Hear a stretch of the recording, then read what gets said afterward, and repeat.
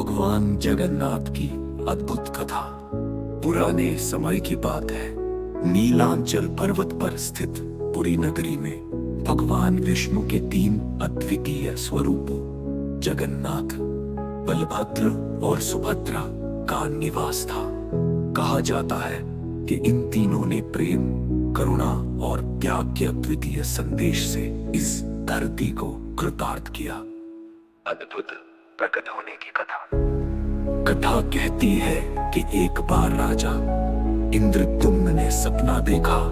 उस सपने में भगवान विष्णु ने उन्हें एक लकड़ी के रूप में प्रकट होने की बात कही और एक मंदिर बनाकर उनकी मूर्ति स्थापित करने का निर्देश दिया। राजा ने अपनी प्रजा को बुलाया और भगवान के सपने की बात बताई। सभी ने इस अद्भुत कार्य में सहयोग देने का वचन दिया।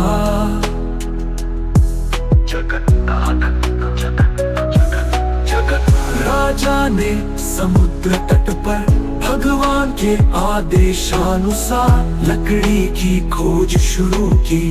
वह लकड़ी बहुत ही दिव्य और अद्भुत थी। उसे समुद्र के किनारे पाया गया। इसे देवताओं ने स्वयं भेजा था। राजा ने मूर्तिकारों को बुलाया, लेकिन कोई भी उस लकड़ी से मूर्ति बनाने में सक्षम नहीं था। विश्वकर्मा का आगमन।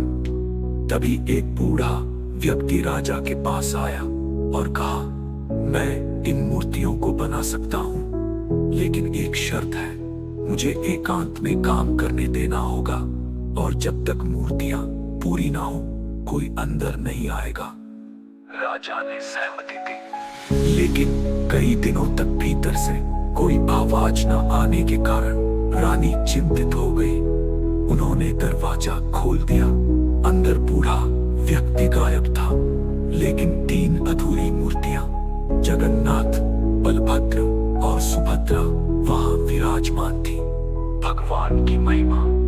राजा ने समझा कि यह स्वयं भगवान की इच्छा थी।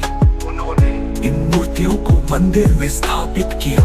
भगवान जगन्नाथ के इन अधूरे स्वरूपों ने ये सिखाया कि ईश्वर अपने भक्तों से पूर्णता नहीं, बल्कि सच्चे प्रेम और भक्ति की अपेक्षा रखते हैं। रथ यात्रा का प्रारंभ। भगवान जगन्नाथ की रथ यात्रा की परंपरा भी इसी कथा से जुड़ी है। माना जाता है कि भगवान अपने भक्तों से मिलने रथ पर सवार होकर नगर भ्रमण करते हैं। इस यात्रा में हर जाति, हर वर्ग के लोग शामिल होते हैं। ये प्रेम और समानता का प्रतीक है। संदेश। भगवान जगन्नाथ की ये कथा हमें सिखाती है कि ईश्वर सदा अपने भक्तों के साथ रहते हैं, चाहे परिस्थिति कैसी भी हो। भक्ति में कोई ऊंच नीच, छोटा बड़ा नहीं, केवल सच्चे मन से उनकी आराधना करो और वे तुम्हारे जीवन को आनंद और शांति से भर देंगे। जय जगन्नाथ। जय जगन्नाथ।